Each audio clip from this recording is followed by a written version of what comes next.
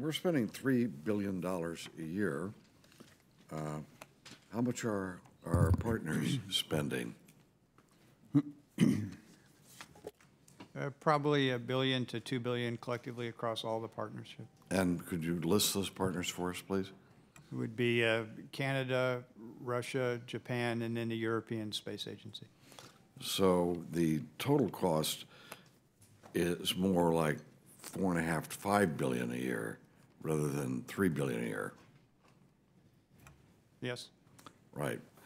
So this is, and after a certain number of years, now we're talking about what, 7 and 8 years from now, we have this big chunk of metal up there, and something has to be done with it, and there's no way that we can just turn this over to anyone and say, well, that's a $4.5 billion expenditure that you can assume the payments at this point, because what's being done can't generate that kind of revenue. Is that correct? Again, today's studies and today's analysis don't show that that revenue can be generated. I'm sorry, I didn't hear that. Today's analysis shows that that can't be generated. And right. Maybe. So we have other things we want to do in space. Are we just simply saying today, and Mr. Chairman, are we simply saying today that this has been, I mean, I was here, I remember, don't want to brag, but I think it was my vote in this committee that was the pivotal vote that moved the project forward all those years ago. So we just say, those of us who are here and have been involved in this project, well, it was worthwhile, it's run its course, time to leave it behind. Is that what we're talking about?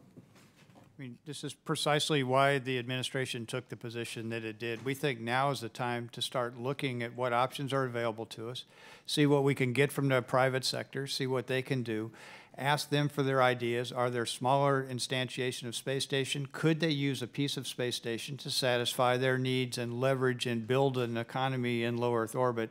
Now is the time to start that planning, so in the next 7 years we have an approach and we can understand what the residual costs we still need to carry on our side and what can be covered by the private sector and how it can meet our needs. So I think the reason we took the position we did in the transition report and set the date of 2025 was essentially to begin a serious discussion to make sure that we are ready to transition low Earth orbit in some entity to a sustainable thing that meets all the objectives and gives us the benefit out of low Earth orbit that we absolutely need for deep space. And now is the time to work that. I think we have enough time in front of us. We'll ask the private sector to get creative and innovative and help us figure out what to go do. We know the major drivers and cost in the model, and we can turn that over to the private sector and see if they can come up with ways to address some of those costs and reduce them, and see where we end up in the next seven years or so. Either of you have a comment on that? I guess I would just like to say that when folks talk about commercial stations, they're not talking about something as big as ISS. You know, the commercial stations that we learned about in our study were a third the size of the ISS, more like the Skylab. They were a 20th the mass of the ISS.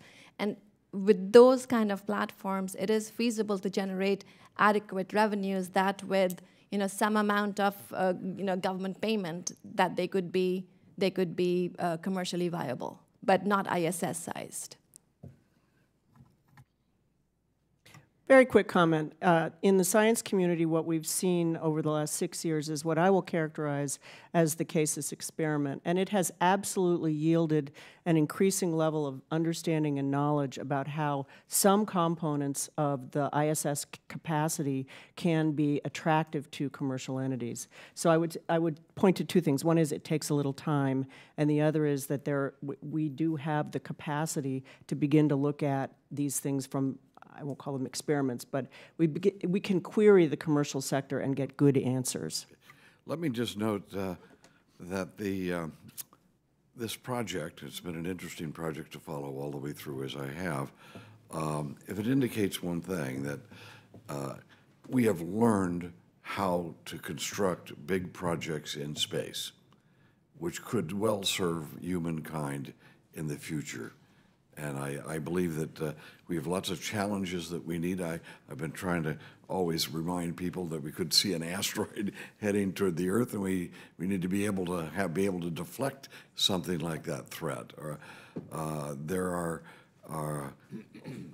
are things that we will be capable of in the future that we're not capable of now, and it might require us to have these skills that we've developed in major construction project in space.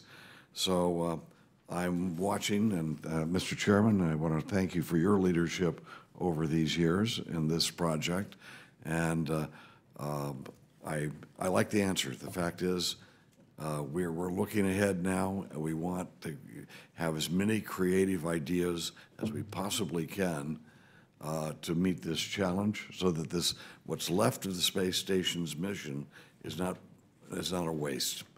But so far, we've learned a lot, and thank you, Mr. Chairman. Thank you, Mr. Rohrabacher.